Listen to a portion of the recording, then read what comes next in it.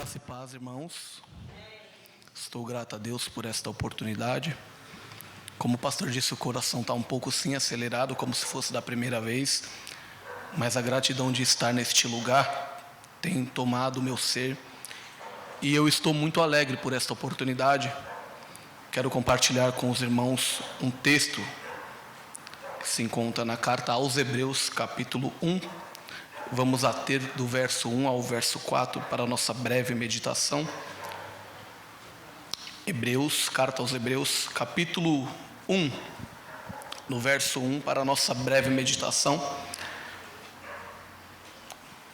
Estou grato a Deus, que Deus fale conosco nesta noite de uma forma clara e concisa, penetrante, não o que nós queremos ouvir, mas o que nós precisamos ouvir. Hebreus 1, verso 1 diz assim: antigamente, Deus falou muitas vezes e de muitas maneiras aos pais pelos profetas, mas nestes últimos dias nos falou pelo Filho, a quem constituiu herdeiro de todas as coisas e pelo qual também fez o universo. O Filho, que é o resplendor da glória de Deus e a exata expressão do seu ser, sustentando todas as coisas pela sua palavra poderosa, depois de ter feito a purificação dos pecadores, assentou-se à direita da majestade nas alturas, tendo se tornado tão superior aos anjos, quanto herdou o mais excelente nome. Irmãos, quando nós lemos as Escrituras Sagradas, entendemos que a palavra é a palavra de Deus. Entendemos que quando Deus decide trazer as Escrituras, Ele decide trazer o seu próprio querer. A carta aos Hebreus, ela é a chave hermenêutica do Antigo Testamento. Nós não poderíamos entender o Antigo Testamento se não lêssemos as lentes aos Hebreus. Hebreus é uma espécie de dobradiça do Antigo e do Novo Testamento, considerado por alguns como também o quinto evangelho. Quinto evangelho porque nos 4 evangelhos, Mateus, Marcos, Lucas e João, fala do ministério de Jesus, da vida de Jesus, fala do seu tempo na terra, fala das suas obras, dos seus sinais, dos seus milagres, fala da sua morte e fala da sua ressurreição, fala do tempo que ele viveu na terra. Hebreus fala do ministério de Jesus, que ele continua exercendo no céu, ele continua fazendo o seu ministério no céu. Quando nós entendemos que Hebreus, ele é a chave hermenêutica do Antigo Testamento, porque há algo no Antigo Testamento que só é explorado em Hebreus, pois demonstra o ministério de Jesus no céu. A carta aos Hebreus, ela é descrita aos judeus, pois havia muito tempo que os judeus que havia aceitado Cristo, mas eles estavam de malas prontas para o judaísmo, por conta da agressão, por conta da perseguição. Eles estavam saindo do evangelho de Cristo e eles estavam retornando ao judaísmo.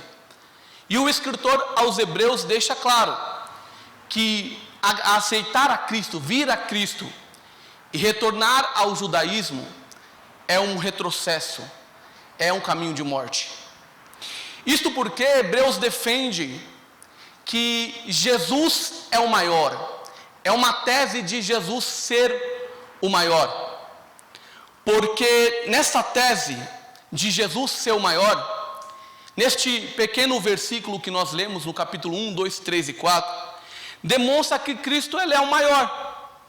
Ele é maior que os profetas, ele é maior que os anjos, ele é maior que Moisés, ele é maior que Arão, ele é maior que Josué. O sacrifício de Cristo fez é superior ao sacrifício da ordem levítica. O sacerdócio que ele exerceu, segundo a ordem de Melquisedeque, ele é superior ao sacerdócio da ordem levítica. A nova aliança no seu sangue, ele é superior à aliança antiga. Portanto, nós entendemos, quando lemos em Hebreus, que Jesus, ele é a essência das Escrituras. Tanto no Antigo quanto no Novo Testamento, Jesus, ele é a essência das Escrituras. Porque nós entendemos que Jesus se manifestava no Antigo Testamento de forma simbólica e de forma fragmentada. Nós entendemos que Jesus no Antigo Testamento, ele era a semente, ele era o povo que estava lá com ele era as correntes que vinham sobre a terra, ele era a pomba na época do capítulo 7, na arca de Noé, ele era os rios correntes que vêm sobre a terra, ele era simbolizado como o tabernáculo de Deus, ele se manifestava de forma simbólica e oculta. No Novo Testamento, ele se manifesta de forma perfeita, de forma completa, de forma cabal e de forma final. No Antigo Testamento, ele se manifestava de forma oculta, ele se manifestava de forma incompleta, de forma fragmentada e de uma forma que ainda não estava completa e se completou assim que ele se manifestou no Novo Testamento. Quando nós entendemos Hebreus, nós vemos que o versículo 1 de Hebreus, ele está escrito assim: antigamente Deus falou muitas vezes e de muitas maneiras. Bom, no Antigo Testamento, como eu acabei de aplicar, ele se manifestava dessas formas, de forma simbólica, e ele aparecia. Então Jesus, ele é a essência do Antigo Testamento. Ele se manifestava de forma incompleta, mas no Novo Testamento ele se manifesta de forma completa. Quando Cristo vem à Terra, ele se revela de forma perfeita e de forma completa. Ele se revelou de 4 maneiras. Primeiro, pela natureza. Cristo se revelou, Deus se revela também pela natureza. Salmos 19:1 diz: os céus declaram a sua glória de Deus, e o firmamento anuncia as obras de tuas mãos. Os animais, as plantas, tudo se manifesta e se revela a glória de Deus.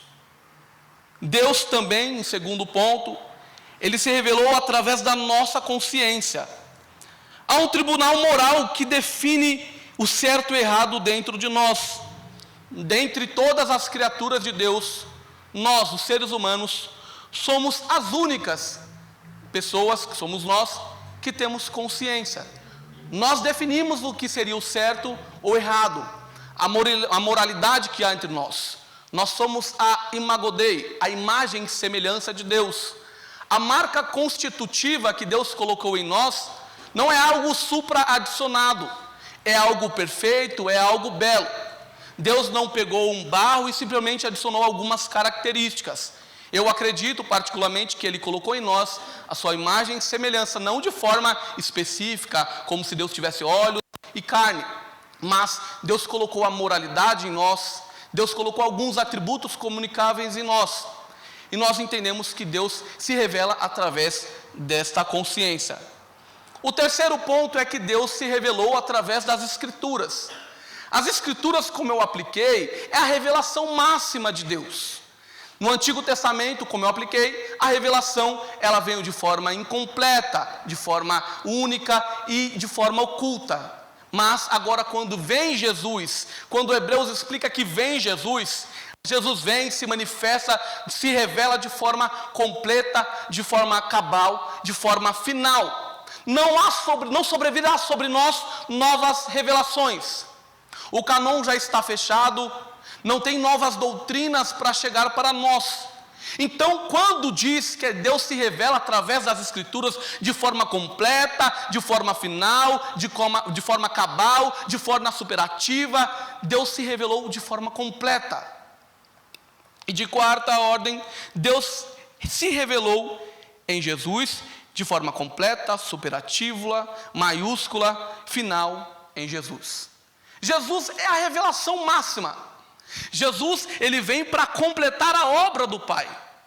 Como um quebra-cabeça que iniciou no Antigo Testamento, foi se encaixando as suas peças. Então nós entendemos que Deus, ele falava aos pais, pelos profetas, de muitas maneiras. Mas nos últimos dias, ele nos falou pelo Filho. Então vamos entender isso. No Antigo Testamento, os profetas, eles traziam as doutrinas. A função do profeta era trazer a doutrina, era trazer o consolo para o povo de Deus. Quando Jesus se manifesta, ele se manifesta como o profeta maior, o profeta soberano, o profeta perfeito. Ele se manifesta como a palavra de Deus, a palavra completa, cabal, final e perfeita. Então, quando se inicia o Novo Testamento, nós entendemos que esse ministério se acaba, literalmente porque Jesus veio de uma forma completa, final e cabal. O ponto é que quando Jesus vem, ele é o profeta perfeito, ele é o profeta único, ele é o profeta limpo, ele é o profeta que não há dolo, ele é o profeta que não há pecado. E a palavra que ele traz é a palavra completa, final e cabal. Quando nós entendemos que ele se revelava aos pais pelos profetas, mas agora nos últimos dias ele nos fala pelo Filho. O Filho é a exata expressão de Deus, é o poder de Deus revelado, é o próprio Deus. Quem vê a mim, vê ao Pai, como está escrito em João. Ele diz assim que ele é o Pai, quem vê o Pai, vê a mim. Ele é o Deus poderoso. Diz que no corpo dele habitava corporalmente toda a plenitude da divindade. Ele era um Deus onisciente, onipotente, onipresente, imutável, eterno, bondoso. Este era um Deus maravilhoso, que havia se manifestado em uma carne, em um ser, de uma forma teantrópica. Jesus, ele era um homem. Diz também ao Colossenses que no corpo dele habitava corporalmente toda a plenitude da divindade. Mas também diz que ele, mesmo sendo um Deus, ele não teve por usurpação ser igual a Deus. Antes aniquilou a si mesmo, se fazendo um servo. Então ele, mesmo sendo homem, ele viveu nesta terra como um Deus. Um Deus bom, um fiel e um Deus santo. A carta aos Hebreus, ela tem uma linguagem atípica. Ela demonstra o quanto Deus é soberano. Como tema, a incontestável majestade de Jesus, é impossível você contestar que Ele é o Rei, que Ele é poderoso, que Ele é fiel, que Ele é único, que Ele é onipotente, que Ele é onisciente, que Ele é onipresente, que Ele verdadeiramente é o Deus dessa terra, é o Deus sustentador, o Deus criador deste universo. Deus não apenas criou o universo e deixou o universo à tona, à mercê da vida. Ele criou o universo com as suas mãos poderosas e Ele sustenta este universo. Diz assim: mas nestes últimos dias nos falou pelo Filho, a quem constituiu herdeiro de todas as coisas, pela qual também fez o universo. Vamos entender o que é, no versículo 2, a quem constituiu herdeiro de todas as coisas, a parte B. Não é que Deus, ele não era herdeiro antes, ele criou o universo, mas aqui está falando da obra da redenção, que Cristo, quando decide, juntamente com o Pai, com o Filho, esta compra, ele se tornou herdeiro. Cristo literalmente deu nós, a igreja, ao Pai como presente. Assim como o Pai nos deu a igreja, ao Filho como presente. Nós somos presente do Pai ao Filho. Ele é herdeiro de nós. Ele é poderoso. Quando diz que ele é o Filho, diz assim, e falou pelo Filho. Se você perceber, está com o F maiúsculo. Aqui no texto, no versículo 2, Filho. Nós somos filhos de Deus, mas não na mesma patente de Jesus. Porque Jesus, ele é Deus, ele faz as mesmas obras do Pai, ele está junto com o Pai, ele é a exata expressão do Pai. Alguns teólogos dizem que ele é a exegese de Deus. Então nós somos filhos também, mas não na mesma patente, na mesma igualdade de Jesus. Porque Jesus, além de ele ser coeterno, coigual e consubstancial com o Pai, ele é Deus. Nós acreditamos em um só Deus, mas em três pessoas distintas: o Deus Pai, o Deus Filho, o Deus Espírito. Ambos têm os mesmos atributos incomunicáveis. Ambos têm a mesma obra, eles fazem a mesma obra, a mesma palavra, o mesmo ímpeto. Eles são o mesmo Deus Pai é o mesmo Deus Filho e o Deus Espírito. Quando diz também aqui algo que me abisma, que é apenas a parte C do verso 2, diz assim: pelo qual também fez o universo. Isso é incrível, porque só neste texto aqui, nesse final aqui, nós entendemos Gênesis de uma forma perfeita, superativa e completa. Quando diz que pela qual Deus fez também o universo, está quebrando aqui todas as vias de regra dessas novas teses que nasceram. Quebra a tese de Darwin, da evolução, quebra a tese do Big Bang, como se uma explosão criasse a Terra, criasse seres viventes. Eu particularmente acredito que o caos não cria o cosmos.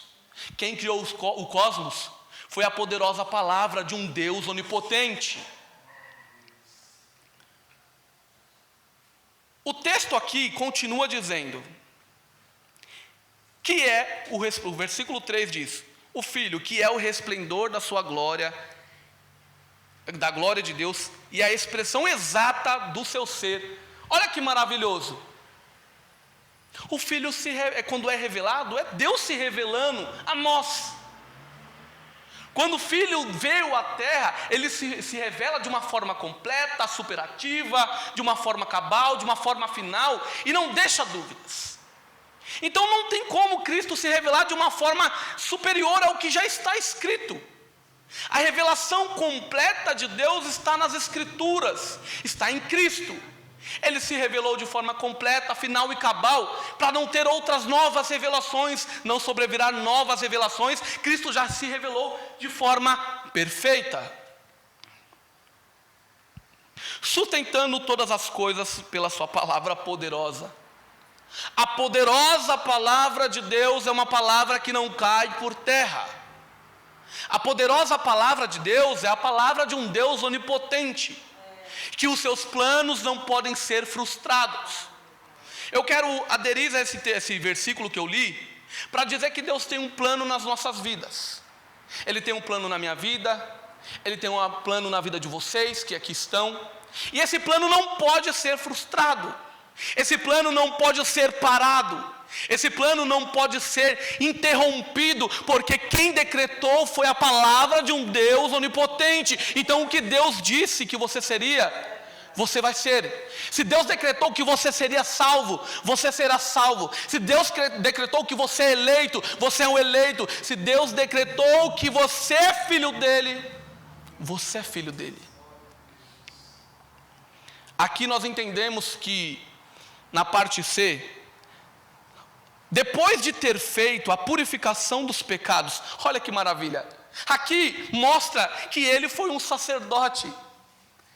Ele está ao lado do Pai, ele está intercedendo por nós, como um sacerdote fiel, como um advogado fiel, um sacerdote perfeito. E aqui demonstra que ele não segue a ordem levítica, ele é um sacerdote segundo a ordem de Melquisedeque, que é superior à ordem levítica. Então ele é superior a todos os sacerdotes que passaram, os antigos sacerdotes. Ele é o sacerdote perfeito, ele é o sacerdote majestoso. No verso 3 mostra que Jesus é o sacerdote final. O sacrifício que ele estava a fazer foi um sacrifício que vem de todos os sacrifícios, é o sacrifício superior, é o sacrifício soberano, é o sacrifício que não precisará ser feito novamente. Porque antigamente o sacerdote, ele sacrificava ovelhas, ele sacrificava bois, ele sacrificava animais naquela época por conta dos pecados. Mas esse texto aqui, ele demonstra que Cristo era o sacerdote e fez um sacrifício perfeito, final e cabal, que não precisa ser feito novamente. Um sacrifício que não foi feito por animais, mas foi feito por alguém que é poderoso, por alguém que é santo e por alguém que é onipotente. Depois de ter feito a purificação dos pecados, a parte C do verso 3, ele assentou-se à direita da majestade nas alturas. Depois que o sacrifício de Cristo foi feito, depois que o sacrifício de Cristo foi completo, depois que o sacrifício de Cristo exerceu a fase final do plano de Deus, ele foi assentar-se a Deus, ao lado de Deus, como um Deus poderoso, como um rei majestoso, como um rei insofismável. Ele é o rei dos reis, ele é o Senhor dos senhores, e ele deixa bem claro que quando ele senta ao lado de Deus, ele é majestoso, ele é insofismável. É impossível de olhar a Cristo e dizer que ele não é poderoso. O verso 4, para não me delongar muito, diz assim, olha que maravilha: tendo se tornado tão superior aos anjos. O texto demonstra aqui que Jesus ele é superior também aos anjos, assim como ele é superior aos profetas, assim como ele é superior aos sacerdotes que viveram, ele também é superior aos anjos. E o porquê? Abaixo diz: quanto herdou mais excelente nome do que eles. O nome de Jesus é superior ao nome dos anjos. O nome de Jesus, ele é superior. E um pouco abaixo diz o porquê que Jesus e o seu nome é superior aos anjos.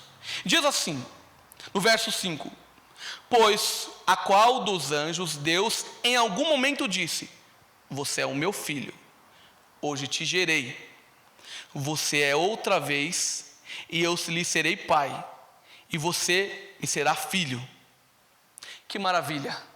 Os anjos adoram a Deus. Deus não adora os anjos. Cristo é superior aos anjos. Então não faz sentido orar aos anjos, pedir que os anjos levem a nossa oração a Deus, porque o único remediador entre nós e Deus é o próprio Filho, é Jesus. Quando você ora com firmeza, com amor e dedicação, quando você ora de carinho, de coração, ore a Jesus de carinho, dizendo: Deus, ouve a minha oração. Você está orando a Jesus por alguma causa e Deus entende isso. Jesus leva a sua oração a Deus porque Ele é o único remediador entre você e Deus. Os anjos não podem fazer esse papel. Os anjos, eles não ouvem a sua oração. Os anjos não levam a sua oração a Deus. Jesus faz isso. Ele ouve a sua oração, Ele pega a sua oração, leva a Deus, intercede por nós de uma forma perfeita, final e cabal, porque Ele é Deus. Ele é perfeito, Ele é o Rei dos Reis, Ele é o Senhor dos Senhores, Ele é o advogado fiel. Anjo nenhum pode fazer o papel que Jesus faz. Nós não adoramos a anjos, nós não se ajoelhamos para anjos, nós não colocamos anjos como deuses. Somente o Pai e o Filho e o Espírito de Deus que ouve a nossa oração, que intercede por nós e que nos justifica. Para finalizar, diz assim, novamente o verso 6: ao introduzir o primogênito ao mundo, e todos os anjos o adorem, como eu acabei de falar, que os anjos adoram a Jesus.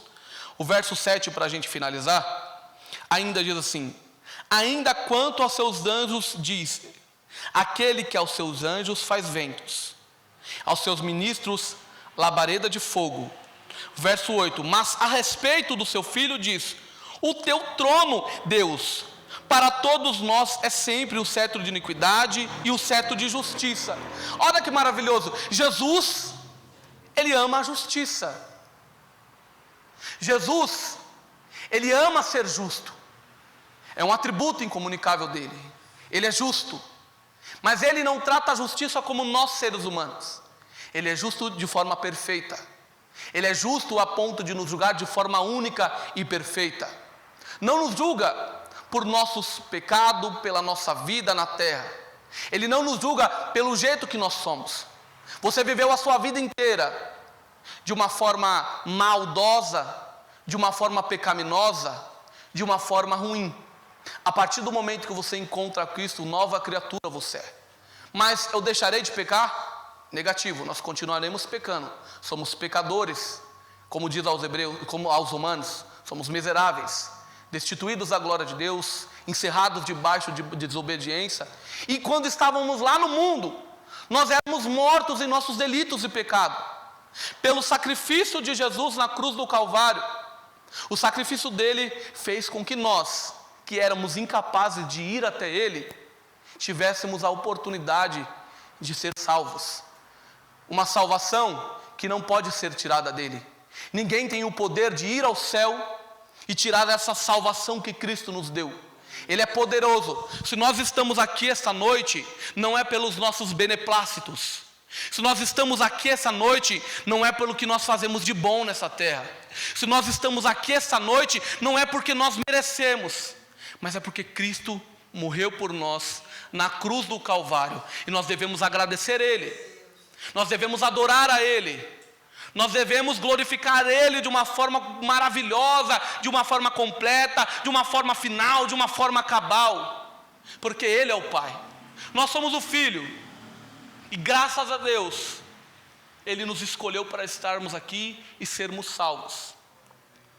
Para finalizar, eu entendo, mediante a esse texto, que nós servimos primeiramente ao Deus maior, o único Deus. Em segundo, que o sacrifício dele foi majestoso, foi final, foi cabal. Em terceiro, que Ele intercede por nós com gemidos inexprimíveis, que Ele intercede por nós como advogado fiel. Então, irmãos, de coração, fiquem em paz. Quem está cuidando de você, quem está cuidando da sua casa, é o próprio Deus. Não é um homem falho, não é um homem que erra, é um Deus poderoso, um Deus verdadeiro, um Deus onipotente, um Deus onisciente. Ele é o Rei dos Reis. Ele é o Senhor dos Senhores, Ele é o Alfa, Ele é o Ômega, Ele é o início, Ele é o fim. Ele é a essência das Escrituras. Nós todos passamos por adversidades nessa terra, e ainda passaremos até a sua vinda. Mas eu entendo, para finalizar, que todo esse sacrifício que nós fazemos neste lugar, todo amor, todo carinho, toda dedicação, dependente do cansaço, mediante a essa obra, será recompensado, não aqui na terra, mas a recompensa virá de Deus, porque Ele é poderoso, porque Ele é fiel, porque Ele é perfeito, porque Ele trouxe uma revelação final, completa e cabal. Que Deus venha abençoar as suas vidas nessa noite de hoje, que você entenda que o Cristo que você serve é Deus, que Ele é poderoso e que Ele não há nada impossível que Ele possa fazer. Se você está passando por alguma situação agora que te leva ao desespero, lembre-se que você é filho do Deus poderoso. Amém? Curve sua cabeça, eu quero orar pela sua vida. Soberano Deus, eterno Pai, obrigado, Senhor, pela sua palavra, Senhor. Obrigado, ó Deus, pela sua revelação que está diante dos nossos olhos, Senhor. Deus, eu não tenho sombra de dúvidas a sua majestade incontestável, Senhor. Eu não tenho dúvida, Senhor, de que o Senhor, além de ser O que criou o universo, o Criador, o Senhor também é sustentador, Senhor. Nós não estamos à mercê de um mundo, Senhor. Nós estamos à mercê na sua mão, que o Senhor é onipotente, Senhor. Senhor, nos guarda, nos livra. Senhor, nos dá graça, nos dá vida, nos fortalece, nos preenche nessa noite, Senhor. Te agradeço por essa oportunidade, Senhor. Muito obrigado, em nome de Jesus. Amém.